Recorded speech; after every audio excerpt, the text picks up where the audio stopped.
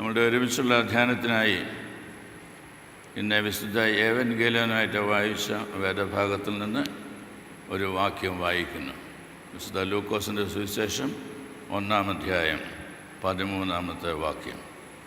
The Gospel according to Saint Luke, chapter 1, verse 13. സക്രിയാവേ, ഭയപ്പെടേണ്ട, നിന്റെ പ്രാർത്ഥനയ്ക്ക് ഉത്തരമായി. Do not be afraid, Zechariah, for your prayer is heard.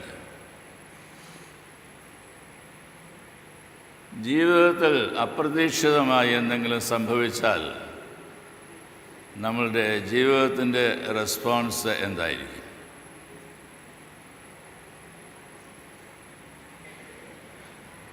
സക്രിയ പുരോഹിതൻ കൂറിൻ്റെ ക്രമപ്രകാരം തനിക്ക് നറുക്ക് വീണപ്പോൾ ആരാധനയ്ക്കായിട്ട് ദേവാലയത്തിൻ്റെ അതിവിശുദ്ധ സ്ഥലത്തേക്ക് പ്രവേശിക്കുകയാണ്.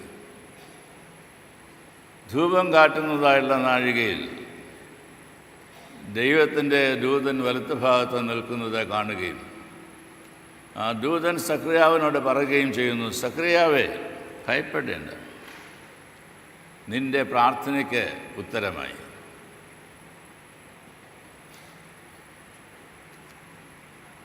കഥ മാറും ജീവിതം എന്നുള്ള ഒരു ഫീച്ചറ് ഇന്ന് പേപ്പർ വായിച്ചതായുള്ള ആളുകൾക്ക് വായിക്കാൻ സാധ്യമായിട്ട് തീർന്നിട്ടുണ്ട്. സംഭവം വിജയവാഡയിലാണ് ആരംഭിക്കുന്നത്, അവസാനിക്കുന്നത് കോഴിക്കോട്ടും കണ്ണൂരുമൊക്കെയാണ്. വെറും 4 വയസ്സുള്ളതായുള്ളൊരു കുഞ്ഞ്, അവനൊരു റോഡ് ആക്സിഡൻറ്റിൽ പെട്ടതുകൊണ്ട് കാല് മുറിച്ച് മാറ്റേണ്ടതായിട്ട് വന്നു. അവൻ്റെ കൈക്കും പരിക്കേറ്റു.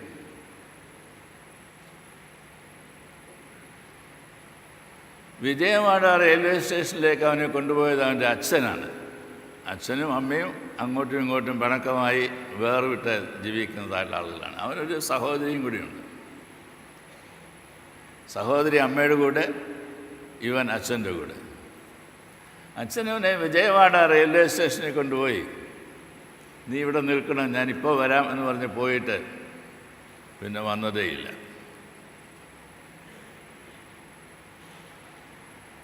What would happen to such a person? എല്ലാവരും ഉപേക്ഷിക്കപ്പെട്ടതായുള്ള നിലയിൽ എങ്ങുമല്ലാത്ത സ്ഥാനത്ത് കൊണ്ടാക്കുന്ന അവസരം. എൻ്റെ വിശപ്പ് മാറ്റുന്നതിന് വെള്ളം കുടിച്ചാണ് വിശപ്പ് മാറ്റുന്നത് റെയിൽവേ സ്റ്റേഷനിൽ.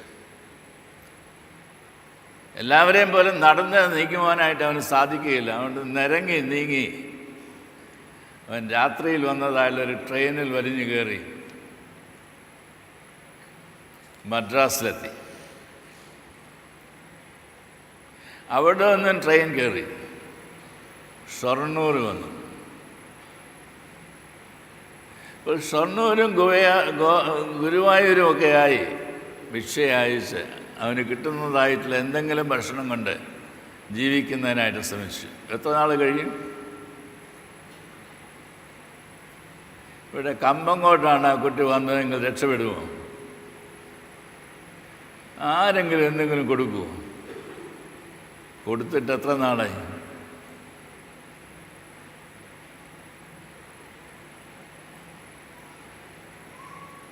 ഈ പറയുന്നതായുള്ള കുട്ടിയുടെ ചരിത്രമെല്ലാം അറിയാവുന്ന ആളുകളാണെങ്കിൽ അനുകമ്പ തോന്നി വല്ലതും കൊടുക്കും, അത് ശരിയാണ്. അല്ലെങ്കിൽ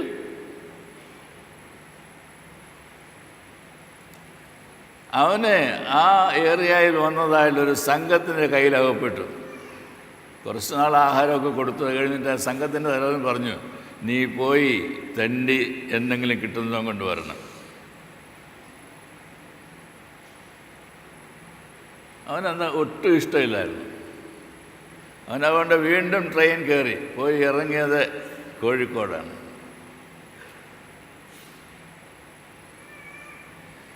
കോഴിക്കോട് റെയിൽവേ സ്റ്റേഷൻ്റെ പ്ലാറ്റ്ഫോമിൽ അവൻ ഇങ്ങനെ വിഷമിച്ചിരിക്കുമ്പോൾ അവൻ്റെ കാല് മുറിച്ചതാണ്. മുറിവ് ഉണങ്ങാനായിട്ടുണ്ട്,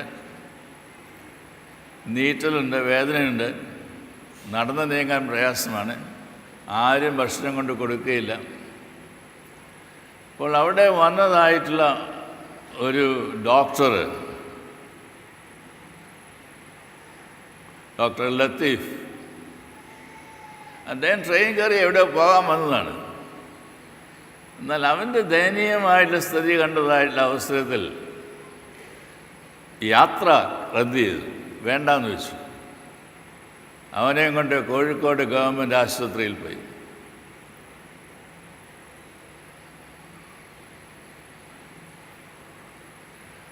അവനെ സൗഖ്യം പ്രാപിച്ചു. മുറിവുകളൊക്കെ ഉണങ്ങുന്നതിനൊക്കെ ഇടയായിട്ട് തോന്നുന്നു. എന്നാലും ഇനി കാല് വെക്കണം, ആര് സഹായിക്കും?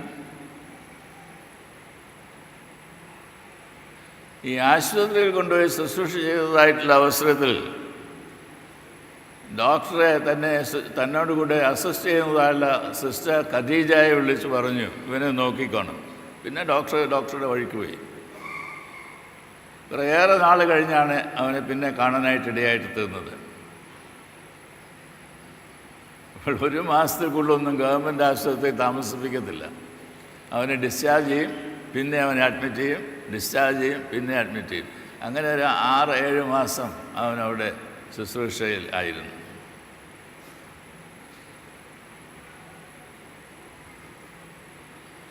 അപ്പോൾ അവനവിടെ നിന്ന് പോകണമെന്ന് മനസ്സിലായതായിട്ടുള്ള അവസരത്തിൽ ഖദീജ ഡോക്ടറോട് പറഞ്ഞു, ഇവനെ എവിടെയെങ്കിലും ഒന്ന് പഠിപ്പിക്കണം. അവനോടും പറഞ്ഞു, നീ പഠിക്കണം, നീ പഠിച്ച് മിടുക്കനാകണം.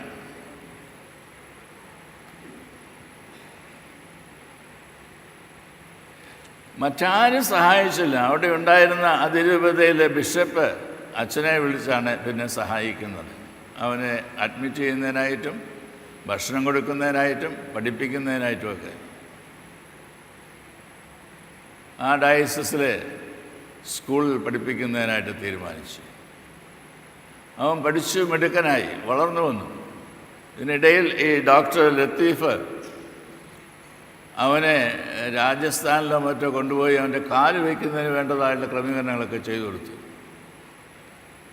അവൻ്റെ കാല് വെച്ച് ഡോക്ടറുടെ പരിചരണം കൊണ്ട് അവൻ്റെ കയ്യെ ശരിയായി. അപ്പോൾ നടന്ന് നീങ്ങുന്നതിനായിട്ടുള്ള സാധ്യതയുണ്ട്. എന്നാൽ പഠിക്കാൻ വളരെ മിടുക്കനായിരുന്നു. നല്ല മാർക്കോടുകൂടിയാണ് അവൻ പാസ്സാകുന്നത്. അതുകൊണ്ട് ഏതെങ്കിലും ഒരു ഡിഗ്രിക്ക് പഠിക്കണമെന്നുള്ള താല്പര്യമുണ്ടായിരുന്നു. കണ്ണൂരുള്ള ഒരു കോളേജിൽ അപ്ലൈ ചെയ്തു, കിട്ടിയില്ല. അവനും പിന്മാറിയില്ല. അവൻ ചെന്ന വൈസ് ചാൻസലറെ കണ്ടു, തൻ്റെ കഥയെല്ലാം പറഞ്ഞു. ഈ കഥ കേട്ടുകൊണ്ടിരുന്നതായിട്ടുള്ള വൈസ് ചാൻസലർ ചോദിച്ചു, നിന്നൊക്കെ ഏത് കോളേജിലാണ് പഠിക്കേണ്ടത്? അവനെ പഠിപ്പിക്കുന്നതിനായിട്ട് അഡ്മിറ്റ് ചെയ്തു. അവൻ പഠിച്ചു, മിടുക്കനായി. അത് കഴിഞ്ഞ് BEd പോയി, പിന്നെ പോസ്റ്റ് ഗ്രാജുവേഷന് പോയി. ഒരു ജോലിക്കായിട്ട് പരിശ്രമിക്കുകയാണ്.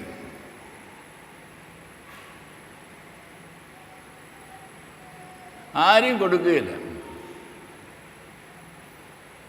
ആർക്കാ ഈ ഒറ്റക്കാലിന് ഒരു ജോലിയൊക്കെ നൽകി തങ്ങളുടെ കോളേജോ തങ്ങളുടെ സ്ഥാപനമോ ഒക്കെ മോശമാകാനായിട്ടുള്ള ആഗ്രഹം? വേണ്ട വേണ്ട വേണ്ട. അവൻ പോയി മിനിസ്റ്ററെ കണ്ടു. അവൻ പോയി പല ഉദ്യോഗസ്ഥരെയും ഗവൺമെൻറ് ഉദ്യോഗസ്ഥരെ കാണുന്നതിനിടയായിട്ട് തോന്നി. അവസാനം അവൻ പോയി അതിരൂപതയിലെ പിതാവിനെ തന്നെ കണ്ടു. പിതാവ് പറഞ്ഞു, നിന്നെ ഞാൻ ഇവിടെയുള്ള വനിതാ കോളേജിലെ പ്രൊഫസറായിട്ട് എടുത്തുകൊള്ളാം.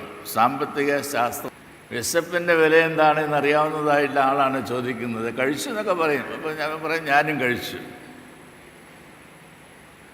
എന്നാൽ ആ ചോദ്യം വളരെ ഇമ്പോർട്ടൻ്റാണ്. നീ വല്ലതും കഴിച്ചോ?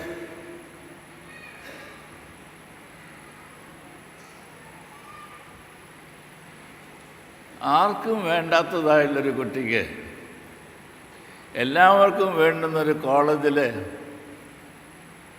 ഒരു പ്രൊഫസറായിട്ട് ജോലി ചെയ്യുവാൻ്റെ ഇടയായിത്തീരുന്നതായുള്ളൊരു സാഹചര്യം. വിജയവാഡ റെയിൽവേ സ്റ്റേഷനിൽ നിന്നാണെന്ന് ഓർത്തോണം, മറക്കരുത്. 4 വയസ്സുള്ളതായുള്ള ഒരു കുട്ടിയാണ്, വേണ്ടാത്തതിനായിട്ട് തള്ളിയതാണ് അപ്പൻ പോലും.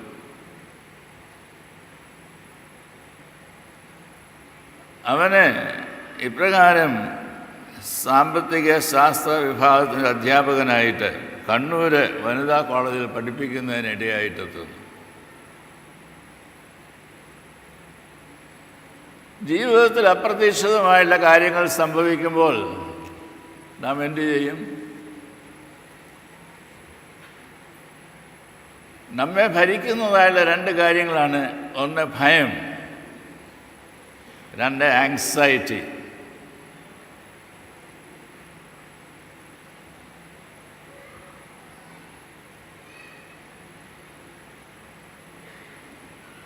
ഇവിടെ ദൂതൻ പ്രത്യക്ഷനാകുന്നതായുള്ള അവസരത്തിൽ, ഗബ്രിയേൽ ദൂതൻ പ്രത്യക്ഷനാകുന്നതായുള്ള അവസരത്തിൽ സക്രിയാവിനോട് പറയുന്നത് ഭയപ്പെടേണ്ട.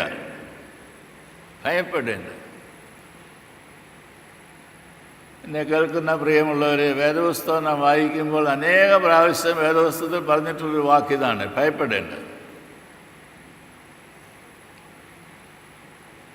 രണ്ടാമത് ജീവിതത്തിൽ ഉണ്ടാകുവാൻ കഴിയുന്ന സംഗതി ആകുല ചിന്തയാണ്, ആങ്സൈറ്റിയാണ്, ഉത്കണ്ഠയാണ്.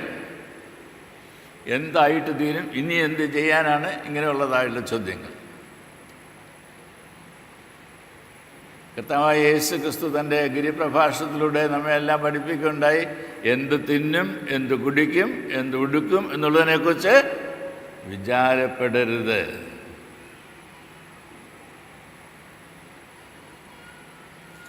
എല്ലാം വേദപുസ്തകത്തിലുണ്ട്.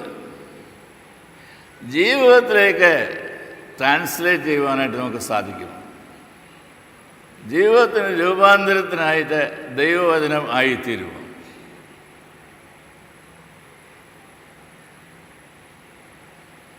ദൈവത്തിൽ പരിപൂർണമായിട്ട് ആശ്രയിക്കുക എന്നതാണ് ഏറ്റവും പ്രാധാന്യമുള്ളതായുള്ള വിഷയം. Trust God. എല്ലാറ്റിലും അവൻ നിന്നെ പുലർത്തും.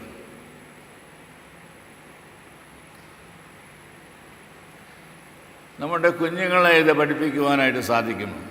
കുഞ്ഞുങ്ങൾക്ക് ഇത് പഠിക്കുവാൻ സാധിക്കണമെങ്കിൽ നമ്മളുടെ ജീവിതത്തിലൂടെ മാത്രമേ കഴിയുകയുള്ളൂ. നമ്മളുടെ ജീവിതത്തിൽ ഇത് പ്രതിഫലിപ്പിക്കുന്നതിനായിട്ട് കഴിയുമോ? ദൈവമാണ് ഞങ്ങളെ പുലർത്തുന്നത് എന്നത് ജീവിതത്തിൻ്റെ ഒരു പ്രമാണമായിട്ട് തീരുമോ എന്നുള്ളതാണ് ചോദ്യം.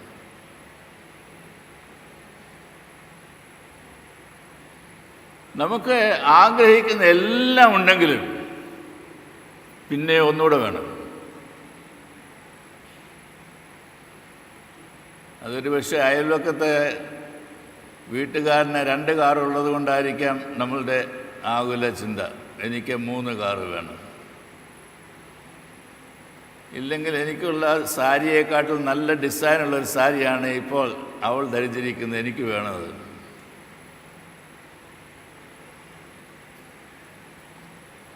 വിലക്കപ്പെട്ടതായുള്ള കനി സ്വന്തമാക്കി തീർക്കുവാനായിട്ടുള്ള മനുഷ്യൻ്റെ ആഗ്രഹമാണ് ഉൽപ്പത്തി പുസ്തകത്തിൽ തന്നെ നാം വായിക്കുന്നത്. വിലക്കപ്പെട്ടത് വേണ്ട എന്നുള്ളത്.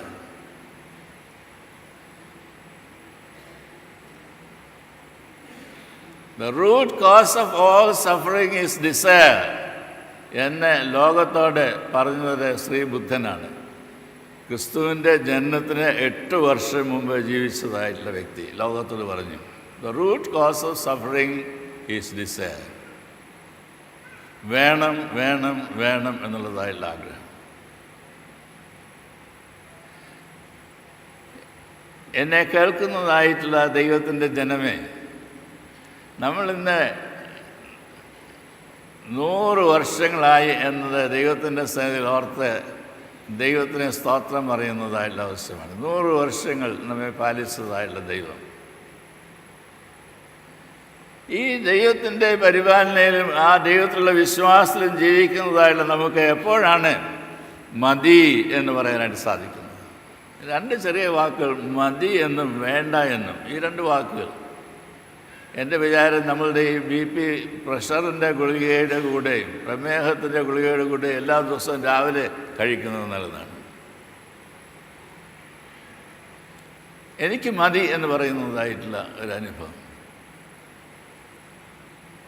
എനിക്ക് വേണ്ട എന്ന് പറയുന്നതല്ല അനുഭവം. ആർക്ക് പറയാൻ സാധിക്കും?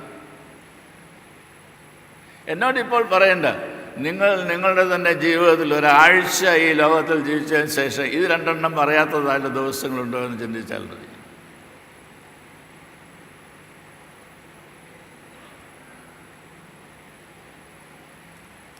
ഞാൻ അടുത്ത സമയത്ത് ഇപ്രകാരം വായിക്കുകയുണ്ടായി. 6000 പേർക്ക് ഭക്ഷണം കൊടുത്തതായിട്ടുള്ളൊരു ദിവസം. ബിരിയാണിയാണ് കൊടുക്കുക എല്ലാവർക്കും, 6000 പേർക്ക്.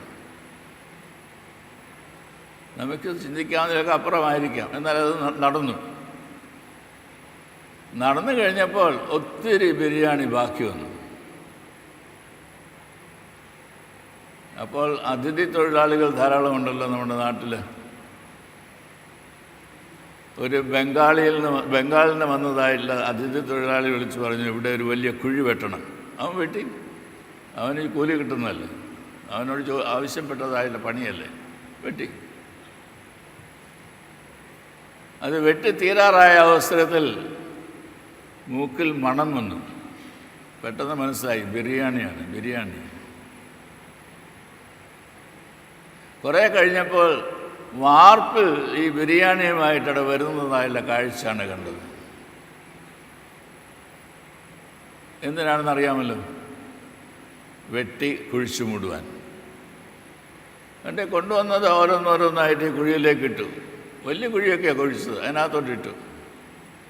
പക്ഷെ എല്ലാം ഇട്ട് കഴിഞ്ഞപ്പോൾ അത് ഈ മണ്ണിൻ്റെ നിരപ്പിൽ നിന്ന് പൊങ്ങി നിൽക്കുകയാണ്.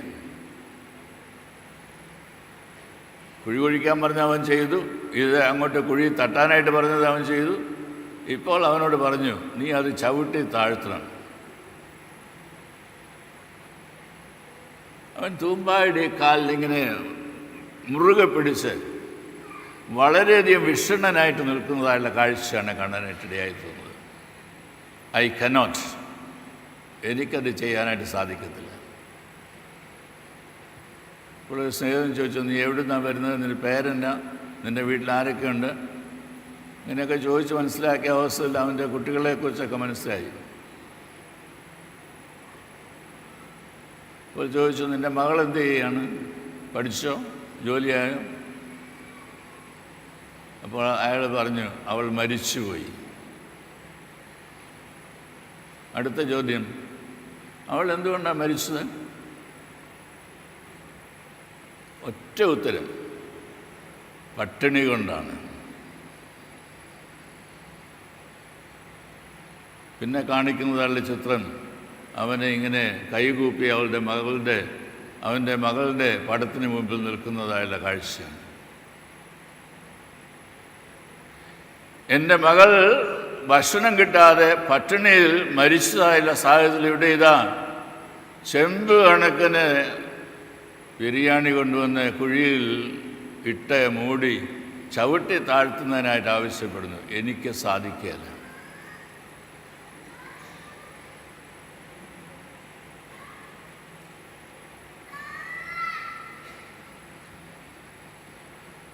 യേശു ക്രിസ്തു തൻ്റെ പരസ്യ ശുശ്രൂഷ വേളയിൽ ഈ പുരുഷാരത്തിനെ ഭക്ഷണം കൊടുപ്പീനെന്ന് പറയുന്നതായിട്ടുള്ള അവസ്ഥയിൽ ശിഷ്യന്മാർ ചോദിച്ചു, എത്ര പണം ഉണ്ടെങ്കിൽ വെക്കും?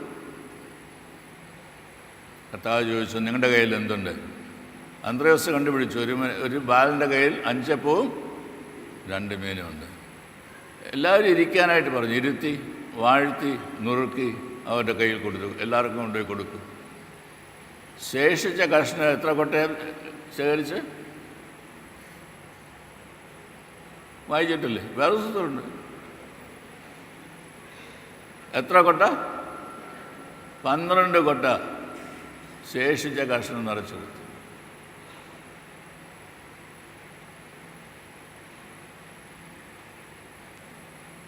കമ്പം കൊണ്ട് എത്ര വീട്ടുകാരുണ്ട്? 200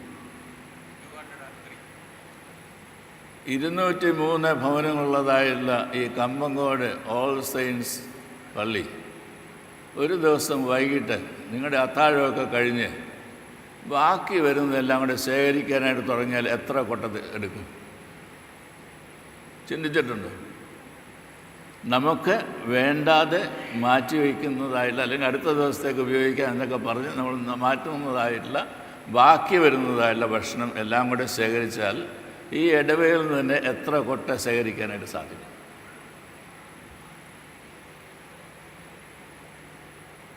Have you ever thought about the wonder that we can do in this country,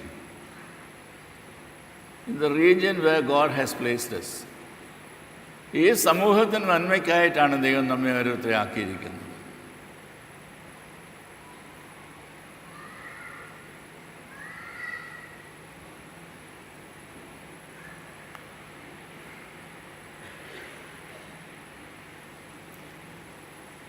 നമ്മളുടെ അയൽക്കാരൻ നമുക്ക് അനുഗ്രഹമോ ശാപമോ?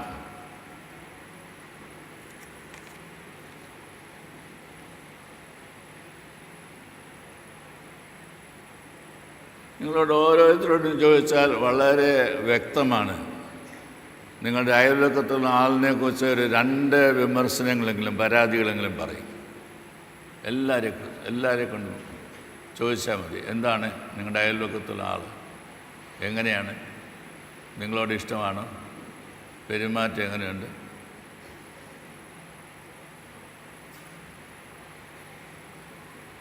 യേശു ക്രിസ്തു പഠിപ്പിച്ചത് നിൻ്റെ ശത്രുവിനെ സ്നേഹിക്കുക എന്നാണ്. നിൻ്റെ അയൽക്കാരൻ നിൻ്റെ ശത്രുവോ നിൻ്റെ മിത്രമോ?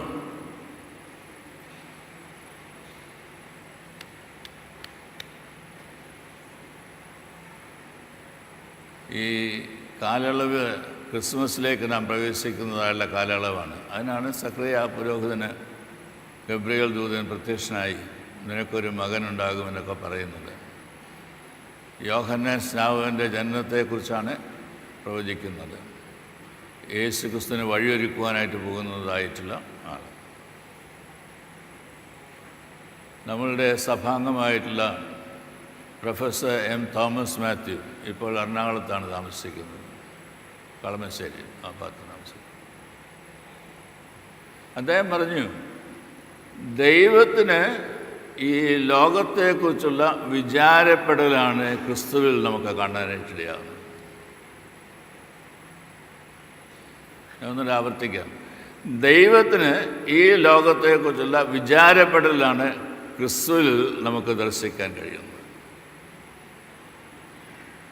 ഈ വർഷം ക്രിസ്മസ് ആഘോഷിക്കുന്നതായുള്ള അവസരത്തിൽ നമുക്കങ്ങനെ ആരെക്കുറിച്ചെങ്കിലും വിചാരപ്പെടുവാനായിട്ട് സാധിക്കും, കരുതുവാനായിട്ട് സാധിക്കും, കരുണയുള്ളവരായിട്ട് തീരുവാൻ സാധിക്കും, ആർദ്രതയുള്ളവരായി മനസ്സറിവുള്ളവരായി തീരുവാനായിട്ട് സാധിക്കും.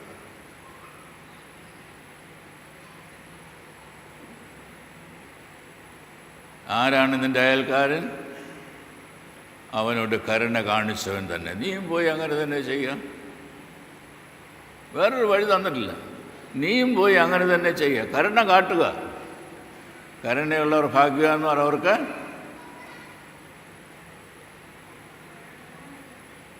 ഈ പണിക്കരച്ചനെ ഞാനിവിടെ ഇരുത്തിക്കൊണ്ട് നിങ്ങളോട് ഇതൊക്കെ ചോദിക്കുന്നതിന് എനിക്ക് പ്രയാസമുണ്ട്. പണിക്കരച്ചനാണെന്ന് നിങ്ങളെല്ലാം വേദപുസ്തകം കൊണ്ടുവരാൻ പറഞ്ഞായിരുന്നു. അച്ഛൻ വാക്യത്തിൽ പറയും, നിങ്ങളെടുത്ത് വായിക്കേണ്ടതായിട്ട് വന്നു.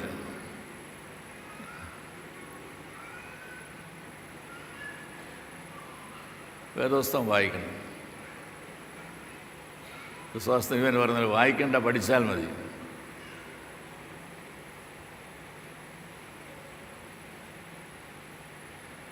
കരുണയുള്ളവർ ഭാഗ്യവാന്മാർ, അവർക്ക് കരുണ ലഭിക്കും. കരുണയുള്ളവർ ഭാഗ്യവാന്മാർ, അവർക്ക് കരുണ ലഭിക്കും. ദൈവത്തോട് ദിനംതോറും പ്രാർത്ഥിക്കുന്നവരാണ് നാം എല്ലാവരും. ദൈവമേ, ഞങ്ങളോട് കരുണ കാണിക്കണമേ. ഞങ്ങൾക്ക് വേണ്ടി ക്രൂശിക്കപ്പെട്ട മെസ്സിഹാ തമ്പുരാനെ, ഞങ്ങളോട് കരുണ ചെയ്യണമേ. ഞാൻ എൻ്റെ വാക്കുകളിൽ നിന്ന് നിർത്തുകയാണ്. അപ്രതീക്ഷിതമായുള്ള കാര്യങ്ങൾ ജീവിതത്തിൽ വരുന്നതായുള്ള അവസരത്തിൽ ദൈവത്തിൽ അടിയുറച്ച വിശ്വാസമുള്ളവരായിട്ടാണ് നാം തീരേണ്ടത്. നമുക്ക് ആങ്സൈറ്റി ഉണ്ടാകുമ്പോൾ, ആകുലചിന്ത ഉണ്ടാകുമ്പോൾ, ഉത്കണ്ഠ ഉണ്ടാകുന്നതായിട്ടുള്ള അവസരത്തിൽ ദൈവമാണ് ഞങ്ങളെ പുലർത്തുന്നത് എന്നുള്ളതായിട്ടുള്ള അടിസ്ഥാനപരമായ വിശ്വാസത്തിലാണ് നാം ജീവിക്കേണ്ടത്. അത് നമുക്കും നമ്മുടെ മക്കൾക്കും എല്ലാം അനുഭവവേദ്യമാക്കി തീർക്കാൻ കഴിയണം. ദൈവത്തെ അറിഞ്ഞ് ദൈവത്തെങ്കിലെ നോക്കി ദൈവിക വഴികൾ കൂടെ ജീവിക്കുവാൻ താല്പര്യപ്പെടുന്നതായ ഒരു ജനത്തെ ഒരുക്കുവാനായിട്ടാണ് യോഹന്നാൻ സ്നാപകനെ ഈ ലോകത്തിലേക്ക് നൽകി. ഈ പൈതൽ എന്തായിട്ട് തീരും? യേശുവിന് വേണ്ടി വഴിയൊരുക്കുക, തിരുജനത്തെ കൊണ്ടാടുവാനായിട്ട് ഒരുങ്ങുന്നതായുള്ള അവസരത്തിൽ നമ്മുടെ മനസ്സുകളെയൊക്കെ ദൈവത്തിൻ്റെ സന്നിധിയിൽ ഒന്ന് രൂപാന്തരപ്പെടുത്താം. കർത്താവേ, നിന്നിൽ ആശ്രയിപ്പാൻ, നിന്നിൽ വിശ്വസിപ്പാൻ, നിൻ്റെ വഴികൾ കൂടെ നടക്കുവാൻ, നീ മറ്റുള്ളവരെ സ്നേഹിച്ച പോലെ തന്നെ ഞങ്ങളും മറ്റുള്ളവരെ സ്നേഹിപ്പാൻ നീ ഞങ്ങളെ ഓരോരുത്തരെയും താല്പര്യമുള്ളവരാക്കണമേ, മനസ്സൊരുക്കമുള്ളവരാക്കി തീർക്കണമേ എന്ന് പ്രാർത്ഥിക്കാം. തലകളെ വണക്കാം, നമുക്ക് പ്രാർത്ഥിക്കാം. ആദരവാനും മനസ്സലിവുള്ളവനുമായിട്ടുള്ള ദൈവമേ, അവിടുത്തെ വലിയ കരുണയാകുന്നുവല്ലോ അവിടുത്തെ പുത്രനും ഞങ്ങളുടെ രക്ഷിതാവുമായ യേശുവിനെ ഈ ലോകത്തിൽ ഞങ്ങൾക്ക് ലഭിക്കുവാൻ ഇടയായിട്ടെത്തുന്നത്. കർത്താവിൻ്റെ തിരുജന്മത്തെ കൊണ്ടാടുവാനായിട്ട് ഒരുങ്ങുന്നതായുള്ള ഈ നാളുകളിൽ ഞങ്ങളുടെ ജീവിതത്തെ ക്രമപ്പെടുത്തുവാൻ അവിടെ ഞങ്ങളെ സഹായിക്കണമേ. സക്രിയാവ്, എലിസബത്ത് അവരുടെ പ്രാർത്ഥനകൾക്ക് ഉത്തരമായി എന്ന ദൈവത്തിൻ്റെ ശബ്ദം കേൾക്കുവാൻ, ദൈവദൂതനിലൂടെ ദൈവിക വഴികളെ മനസ്സിലാക്കുവാൻ അവർക്കിടയായിത്തീർന്ന പോലെ ഞങ്ങൾക്കും അനുദിന ജീവിതത്തിൽ ദൈവഹിതം തിരിച്ചറിയുവാൻ കൊണ്ടിടയാക്കണമേ.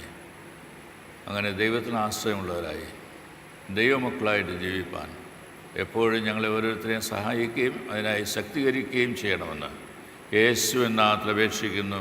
ദയയോടെ കേൾക്കണമേ.